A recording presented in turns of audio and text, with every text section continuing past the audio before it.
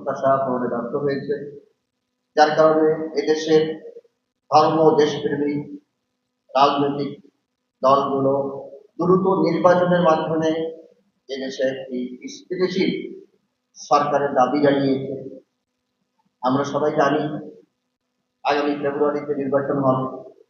আমরা দেখছি একটি মহল পিয়ারের দাবিকে মাঠ গরম করছে, অথচ আমাদের প্রতিবেশী নেপালের অবস্থা আমরা দেখছি 2008 সালের পরের থেকে এ পর্যন্ত সেখানে 15 বার সরকারের পরিবর্তন হয়েছে এবং এই পরিবর্তনের মূল কারণ ছিল পিয়ার পদ্ধতি। আজকে যারা পিয়ার পদ্ধতি চান তাদের কাছে আমার জিজ্ঞাসা, আপনারা কি এই দেশকে নেপালের মতো একটি ভঙ্গুর অস্থিতিশীল রাষ্ট্রে পরিণত করতে চান, না এই দেশকে সামনে এগিয়ে নিতে চান? আমরা দেখছি নেপাল একেবারেই একটা ভঙ্গুর রাষ্ট্র পরিণত হয়েছে।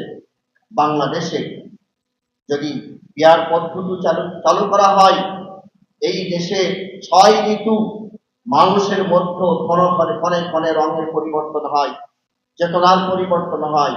এই দেশে পিয়ার পদ্ধতি চালু হলে এই দেশের অবস্থা নেপালের থেকেও ভয়াবহ হবে।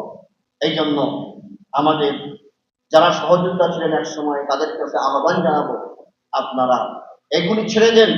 ক্ষমতার হীন স্বার্থে দেশ বিরোধী, দেশের স্বার্থ বিরোধী এই ধরনের যে আপনাদের দাবি দেওয়া আছে, এগুলো ছেড়ে দেশের জন্য, ইসলামের জন্য কাজ করেন।